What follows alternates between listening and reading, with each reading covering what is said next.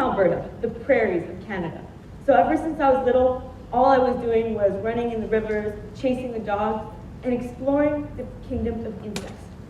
Now I know for a fact that most of you aren't quite fond of insects, and I get it. They look weird, they crawl, and some can kill you. But you know what? A lot of people don't know that insects have a myriad of uses. Looks aren't everything. So in the Western culture, including North America and Europe, we've been taught to reject insects as a food source. So most of us react to insects like this. What if I told you that insects could be used for things like food coloring or medicine? Let's take an example. Rob Dunn, a biologist at the North Carolina University, developed aching joints in the Bolivian jungle he was visiting. His tour guide prompted him to lean his leg into the devil tree, where a swarm of red ants went up his leg and started biting him viciously. In a few minutes, he passed out. But when he awoke, his joint pain was gone. His joint pain was gone. You may ask, maybe it's because of the pain from the actual bites that were distracting him from his joints. But it wasn't. It was the chemicals from the ants that were relieving his pain.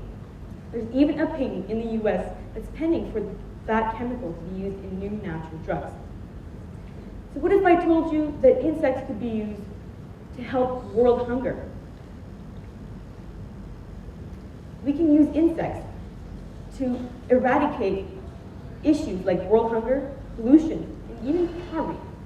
Who knew? It's global issues that we've been taught about since the first grade that we can eradicate with insects. You know, that teeny tiny little problem where we're all going to die from pollution? That one. Now you may say, oh, I recycle a bottle every 3 days. I'm so awesome at recycling. But recycling isn't going to help the world like that. It's not going to happen. Making the world recycle won't work because it's an entirely new habit. People don't like to have drastic life changes put onto them right away. Eating insects, however, isn't an entirely new life change because it's just changing what box you take off the shelf at the supermarket. So our best bet at changing any of our world problems is a combination of approaches, of solutions that are unusual, that are way out there. So let's focus on the food itself and how we can find a suitable solution to our global issues. Raising insects needs a lot less land than livestock. They also use a lot less feed, with 9 kilograms of grasshopper to every 10 kilograms of feed, and only 1 kilogram of cows to every 10 kilograms of feed. Moreover, the insects emit a lot less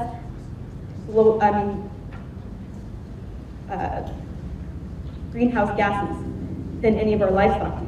Think gassy cows. In Western cultures, we are very focused on aesthetically pleasing products, which means that we waste a lot as a product. In the US alone, 3,000 pounds of food is wasted every second. To put this into perspective, that's feeding 650 Americans for one day.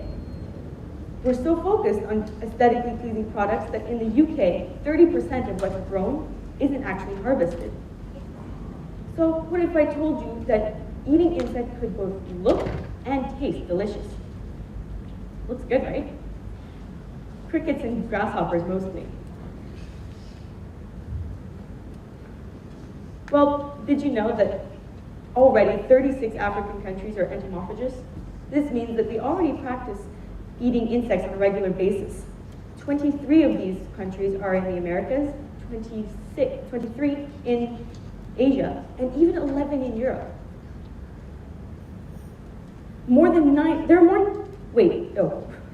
With 40 tons of insects for one human on this earth, I think it's high time that we try and look at them as a plausible solution to all of our global problems, especially world hunger. There are more than 1,900 edible insect species on this earth, and pretty much all of them are a nutritionist's dream. With grasshoppers clocking in at 20% protein, cows only come in at 14%. Grasshoppers also have half the calories that any of our livestock do. and they have much less of a carbon footprint. Fresh meat has the highest emissions of all. These gases like methane and nitrous oxide come from our fertilizers and our rumination. To put this into numbers, it means that 17 kilograms of carbon dioxide is produced per square kilometer for beef, which means that if we raise insects instead, we can lower our carbon emissions. Now, if we take half of our meat consumption and we divide it by 2, and then we take this other half and replace it with insects, we can actually reduce the risk of having disease spread from our farming to us ourselves, because insects are literally incapable of spreading disease to us, except maybe mosquitoes, but we don't eat them. So if we literally just take half of our meat and replace it with insects, we're pretty much 50% safer. Now, you might ask, why eat bugs when we can just waste less? Well, to tell you the truth, it's not that simple. With our growing population, it's not going to happen. Today, in 2014, we have 7 billion people. In 2050, we're expected to feed 9 billion mouths. We simply can't come up with enough food with our current farming methods without further harming the planet. Now, to begin to see how insects can be put into our daily lives, we need to overcome the stigmas that accompany them. So what would your reaction be if I told you that every year you ate about 500 grams of insects? It comes from bread, jam, and other processed foods. If you still aren't convinced, let's look at our currently processed foods and look at their raw materials. Sure, insects aren't appealing, but once they're processed, you saw it, they look delicious. Now, I'm ready to bet that most of you like a good hot dog on a good day. Have any of you actually looked into how they're made? Well, a hot dog is basically the transformation of meat trimmings into a smooth puree, stuffed into casings, showered with liquid smoke, baked and packaged. But at the end of the day, it turns into a magical food that everyone loves. The same goes with insects, except insects are a whole lot easier, especially since that yield factor is through the roof. Meat trimmings are just nasty. Now, even now, we're inching closer to having insects in our daily lives. In San Francisco, there's a taco truck that uses mealworms instead of meat.